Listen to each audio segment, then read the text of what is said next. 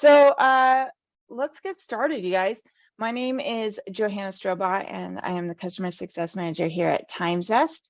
And a little bit about me, I've been with TimeZest now 2 years, and we are a small company that's growing fast. So it's been really fun to see everybody coming into the fold and hearing about us and learning more about us each and every day. This is aimed at just giving you guys some tips that I've picked up over the last couple of years, and to really give you an opportunity, like I said earlier, to engage with me and to ask your questions, and then we can walk through things as they come up. But here are just, a few things that I have seen customers find helpful, or questions that come into support. I don't know if you've talked to me, but I do manage support quite often, and so I get a lot of those questions, and these are things that I've just come up with to assist. Okay, let's see. Okay, so here's kind of a little agenda for us. So we're still spreading the word about our Office 365 integration, which is amazing to me because it's been out going on almost a year. The fourth quarter, it'll be a year. And so we'll talk about that a bit, make sure you guys know what's going on with it. If you're not using it, definitely look into it. Is there anybody in here who is currently using it? Yeah, respond in chat. Yeah, okay, Joe. Awesome. So we can just go over that. If you have any questions and you want to run those by me, feel free, okay? One of the questions I get in support a lot is, how do you manage your shareable URLs, especially if you're not, using the pod inside of Autotask or ConnectWise? Like, how are you managing that? So I have a little tip on how I do that. We'll go over shareable URLs and kind of where and how you can use them. The URL generation in a pod gets missed. Sometimes people don't know it's there. We'll touch on URL-based scheduling. So we have shareable URLs as well as URL-based scheduling. So we'll go over the differences there and how you can maybe leverage that to automate more of your processes. And then we'll go through appointment type specific messaging and scheduling multiple appointments. And then I'll walk you through the Help Center, because I've noticed that quite a few people haven't actually found that and know what's there. And it's always expanding, so more and more information is going to be coming up there, especially when we release a new feature, which is up and coming. So we're going to be releasing here in the near future our workflows, so you'll be able to find articles on that there. And then I love you guys to be engaged. So if you have your own tricks and tips on how you're using TimeZest right now that maybe I don't mention, or you think someone else could take advantage of, that collaboration it's valuable. So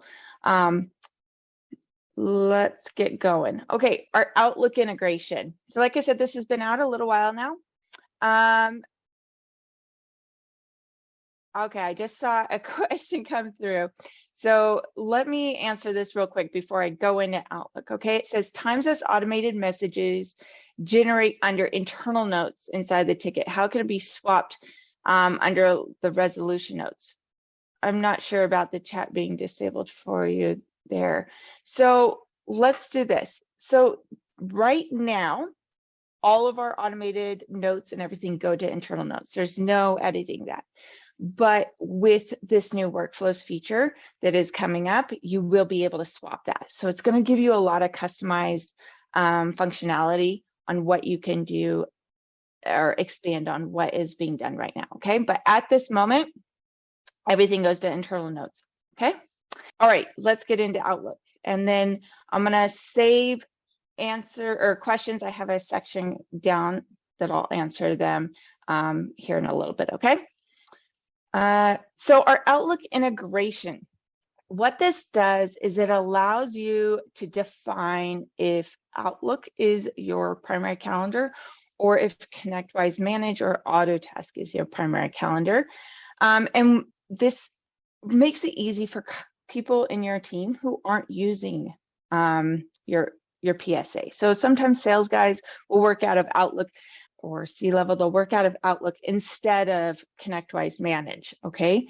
So this allows them to use shareable URLs and schedule on their calendar using TimeZest without having to have service tickets or activities or all that inside of the PSA. So it's great to kind of expand who's able to use it, so you're not using multiple products across the board throughout your teams.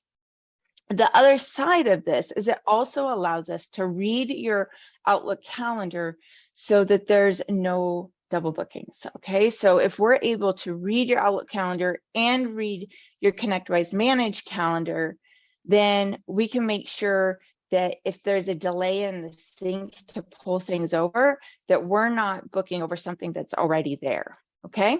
And so it's gonna make it a lot more seamless and smooth, okay? To configure your calendar. So for those resources where manage, and I'm just going to say manage to keep it simple, but if you're Autotask, it applies to you as well. To keep things, I lost my train of thought here. If your resource is not working inside of your PSA, then we can go into their individual users and configure it for Outlook to be their primary calendar, okay? So how we would do this is once you set up your integration under integrations, you would then go to users and configure. And I had this short little clip to kind of show you how to do that. But of course, I changed how I do things, so now it's not gonna let me play a clip. But if you go to configure, and then it's going to populate a screen here. And I'm actually going to share a different screen because I really want you guys to be able to see this. So let's go over here. So you should be seeing TimeZest right now. If we go to users and then we go to configure next to the resource that needs to be set up for ConnectWise, we can go to calendars.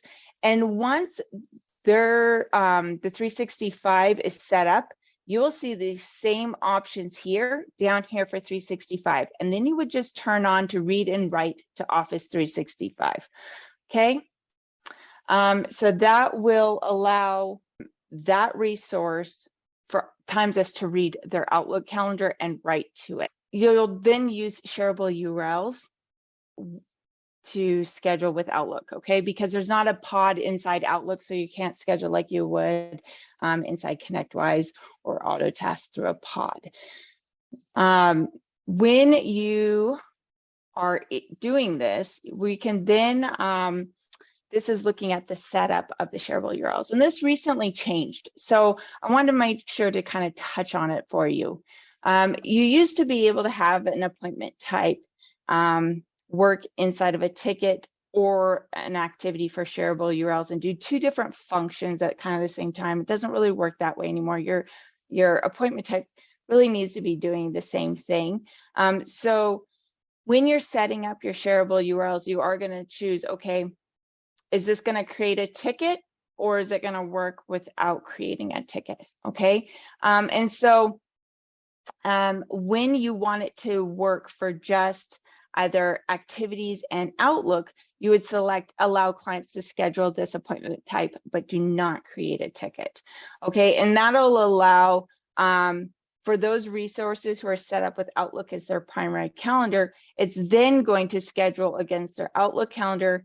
And for people who are still using Manage all the time and have Manage set up or Autotask set up as their primary calendar, it's going to create an activity or a to-do, okay? And so that's where you would set this up to work for those Outlook resources, okay? Now, if somebody is set up that Outlook is their primary calendar and they do get scheduled inside of a ticket, you're not going to see that scheduled entry inside the ticket, but they will be scheduled on their Outlook calendar. Does that make sense? Okay. Any questions about this so far?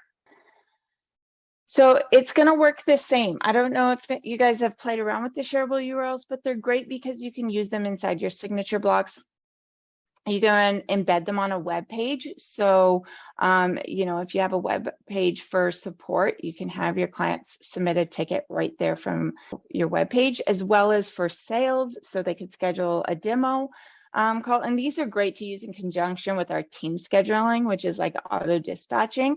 And so it's going to schedule the same way you would expect. It's going to pop up the calendar. As you can see here, they're going to select a date and time, and then submit their information, and it's going to look all the same for those resources who are using Outlook as their primary calendar as it would for those inside Manage, but it's going to create an Outlook invite instead of working inside the ticket. Okay, so nothing changes on the interface that the client is going to see or anything. Like I said, shareable URLs are great for web pages. Another way to use them, because you can set them up to create a ticket, just shareable URLs in general, you can set them up and put them inside like a bulk email. So if you have to email multiple clients, you're like, hey, we need to schedule this update with you. You can stick that URL and use our team scheduling, which is like auto dispatching. And then you put that URL inside that bulk email. And every time a client clicks on it to schedule, it's going to create a new service ticket and auto assign it to a resource within that team.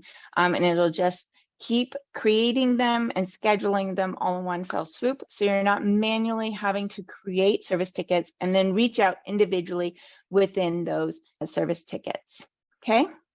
Now, when it does get scheduled for the 365, you can see here, it's just going to show a meeting invite. So it's going to be, the client's going to see one. It should be smooth and simple.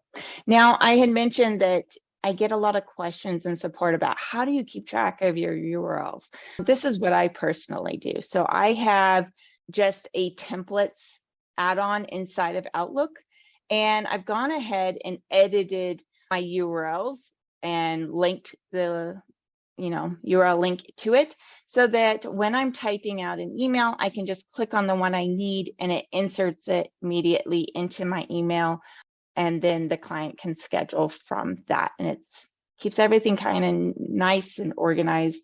And this is just the one that I use. And I found that a lot of people find that helpful instead of copying and pasting from maybe a notepad or OneNote or something like that. It's an add-on directly inside of Outlook. Okay. All right, let's pause for questions and see what you guys have here for a moment. It doesn't have to be just about Outlook. It could be about shareable URLs or anything else. Let's get, if you guys have something that's come up. What about scheduling reoccurring appointment types? Yeah, so Joe, those aren't available yet. If you're scheduling something like a quarterly business review, you can use the workflows inside your PSA to send out automated emails on a schedule, and then have our URL-based scheduling link, which is different from the shareable URLs, okay? The URL-based scheduling link will schedule against a ticket that's already created instead of creating a new ticket. Does that make sense? So it has the SR number token on the end of it, or if you're an auto task, it has a ticket number token. And so it'll speak back to that ticket.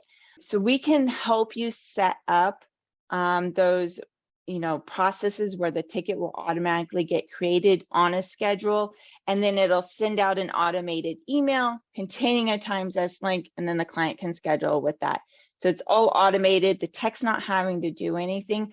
But a reoccurring appointment where, let's say, it happens every other Monday at the same time, that's not yet available, okay? Let's see here. What do the tickets look like when created from the URL? Yeah, they're going to look like the same as you would normally have. So when you're going to define inside the appointment type what service call or what service ticket it's going to be. So you're going to say, or what board it goes to. So when that service ticket comes in, you can pick what board. Is it support board? What type, subtype, all the things. And it's just going to come in as a regular ticket if you're working out of a ticket in the PSA. I hope that answers your question. If not, feel free to clarify, okay? For the shareable URL, once the user clicks on the link and generates a ticket, what info is sent over? Yeah, so right now what we gather, you can turn on to collect a phone number from them. So it's going to gather their name, their email. We have a description, so it can ask like, what's this about? And they can put in there a line item. And so you have the option to have them fill out what the issue is about, or you can have it put the same title every time that's set. So if you're doing a, let's say, like I said, a bulk email with this mass update, you can have all the tickets come in with the same title, right? So you can kind of filter them and know, oh, these are all the Microsoft updates or whatever. And then we have the option to turn on collection of phone numbers, so you can get that as well. So that's right now what is available. I think with the workflows, the questions are going to be a little more, I think you can edit them a bit more, but right now that's what's going on, okay? That answers your question. Joe, the PSA will send out the link from a template. Right, so with workflows, what you can do is you set up where the ticket gets auto-generated, and then you have actions where it will send out an automated email. And within that email, we throw the link in there, and then the client will receive the email with a link that they can click on and schedule. Okay, so let's go on to the next thing. Okay, so we talked about this a bit. Marketing emails, using them in signature blocks, websites, and then the automated scheduling for large projects, which is sending them out in a mass way, like a bulk email. Okay. URL generation. So this is a feature that came out about 6 months ago or so, maybe even longer now. Losing track of time with all the new things the guys are rolling out. But what it allows you to do is you can generate a URL directly from the pod. And this is great if you are already composing an email. Let's say maybe you use inside ConnectWise, it's called standard notes. So if you're using standard notes with your team, you can then select the resources name, the type of appointment, and then where it says ask client to schedule on the right of that is the TimeZest logo. And if you click that, it's going to generate a URL. And that URL, you can then pop that right into your standard note and send it off. And it's going to schedule and keep everything in that pod. Instead of sending a separate email inviting them to schedule, you can just put a link right there. Now, things to remember with this is that because we don't know when you actually go and send that link to the client, it doesn't trigger reminders. So it's not going to know when to remind the client that they need to schedule or any of that automation. So you may need to follow up manually or use a more manual follow-up process like a waiting on client or something like that. What it will do is it will update the ticket once the client clicks on it and schedules. It'll update everything as normal.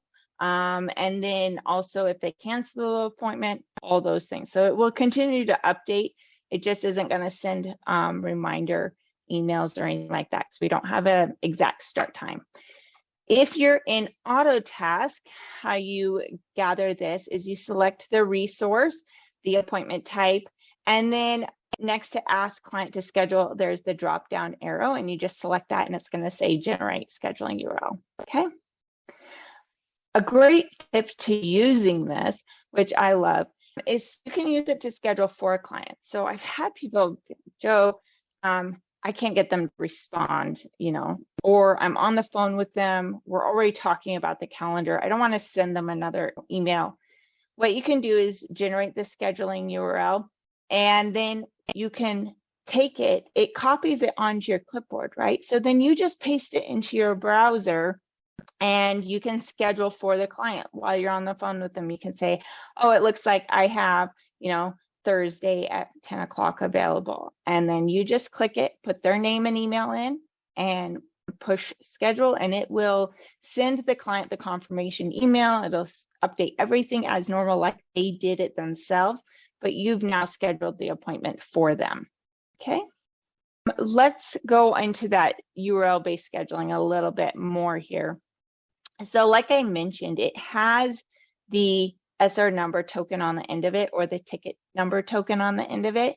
And that's the one that's going to work inside of workflows. So you can see here, I have a snippet where it shows the two different URLs.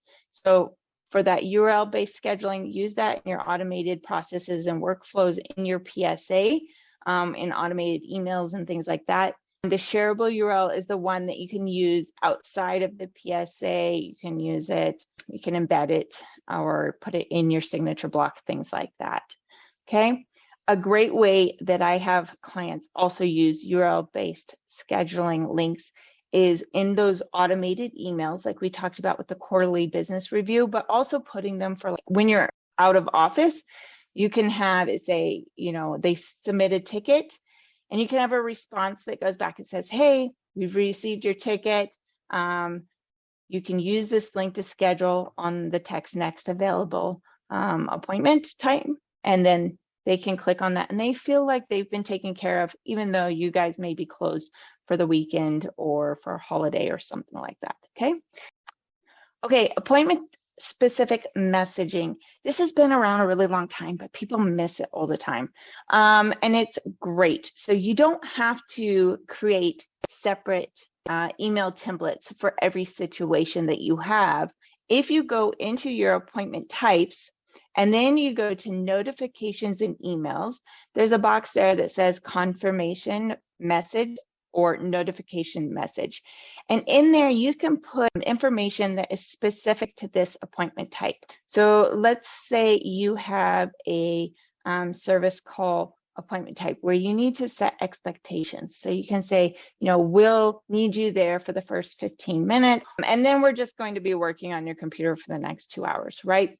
And so you can set that expectation. So when they're going to schedule their appointment, they're keeping that information in mind, and they can say, okay, this may be a 4-hour appointment, but I only have to be there for the first 30 minutes. And that might open up some availability to when they can actually schedule that.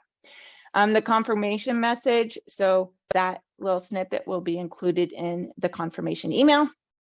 And that you can lay out directions. You don't have X, Y, and Z ready for this appointment. And that will all translate over into the email templates. You don't need to know HTML, it's plain text. And then every time that appointment type is scheduled, that information will be pushed into those email templates. Okay. Scheduling multiple appointments. So when you are inside the pod, you can send out multiple appointment invites to different resources, or even the same, client within the same ticket and pod. So you can say, okay, we need to schedule this first meeting. So you would send out your invite, and we're going to keep a log of that.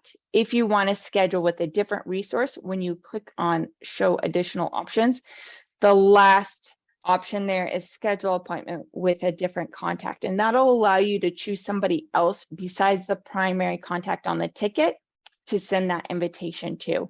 So Erica may have submitted the ticket, but she's like, you need to schedule this with Bob. You can select Bob's name and send the invite and schedule the meeting with Bob, still leaving Erica as the primary contact on the ticket. Okay, and we'll keep track of everything in there. And then on the side, if you look here, so you can see our scheduled appointment with Ben Bradley and Guy Rogers. If you click in the actions drop down, that's where you can cancel an appointment, or you can also copy the URL there. So let's say this Ben Bradley one, it's been created, he's been sent the invitation, but he hasn't scheduled it yet. And he's like, I can't find that email. Under that actions, you can copy the URL and send it to him in a direct message as well. So that's great to know where that's at. Okay. All right, so let's talk about the Help Center. I've kind of gone through some of the tips that I have to share with you guys, things that kind of get missed or sidelined. But inside the Help Center, I've really tried to put together some materials and self-help materials there that are really useful, not only to the administrators, but also to your team. So you can see here, this is on our Help Center. It's our Get Started Guides and Training section. And you can see we have a guide for the free plan, advanced plan, professional plan. But then when you look down, you'll see also we have using the TimeZest Pod and ConnectWise and using the TimeZest Insight, okay? Those two, that user training there is great to share with your technicians, your dispatchers, anybody who's scheduling appointments. I go through and break it down Barney style. You know, this is how you cancel an appointment. This is how you copy or generate a URL, and what they can expect from TimeZest and what their clients are going to see. So I did a quick little video clip just to show, you know, a demo of this is what your client's going to see. So we can put all those fears to rest. It's pretty seamless, okay? So if you haven't seen that yet, I definitely recommend reviewing that and then sharing it with your team so they know. Underneath the setup guides, I have information in there about plan or features specific to your plans. So go ahead and scan through that and make sure like you haven't missed anything. A lot of people miss that we have Microsoft Teams integration or Zoom integration, you know, or are your reminders set up? How is your board configuration or your status configuration set up? Is it set up to a best practice where it's actually, you know, going to work smoothly, or are you sending too many emails? So all those kind of things, I try to give you tips and tricks on how to do that. The Help Center also has a tips and tricks section where you can go in and see some of these ideas. How do you schedule an after hours appointment? Okay, so you can do that. You know, those kind of things are collected in this. And there's always underneath the features section, it's a huge catalog of in-depth help articles for each feature that we've released. Jason, our Chief Product Officer, really puts together one for every feature, so you can get in there and really learn all the nitty-gritties about it, okay? Let's go through your guys' questions. I really want to make sure if you have ways you're using TimeZest, share that. If you have any other questions, this is kind of a free-for-all, so ask away, and then we'll go ahead and give you guys some time back in your day. I do want to let you guys know, definitely keep an eye out on our feature release emails, okay? So Jason will be sending out an email here in the very near future about our workflows, and this is going to change. It's a game changer, you guys. It's really going to allow you to use TimeZest exactly how you want to use it. So that will be coming out, and then I think we're aiming for September to hold a webinar with Jason to go through workflows. So keep an eye out for that invitation. You'll definitely want to get in there and hear what he has to say. And then also, you know, ask all the questions. You know, we try to leave a good amount of question and answer time because it's good for you guys to be able to engage with us and really get those answered. Can you quickly review the Outlook template again? Template. Steve, I'm trying to understand. So the Outlook template as in, you know, where I'm storing all the URLs, or can you expand on that a little bit more so I know exactly what you're asking? If you don't know, I provide free consulting for all our customers. So if you would like to talk about your specific situation one-on-one or do a system review, please reach out to help@timezest.com, or when you're in app, there's the yellow chat box that goes to the same location, and then we can schedule an appointment and just let me know there. Oh yeah, so where I'm storing the URLs, so I store them in a, let's see if I can find here.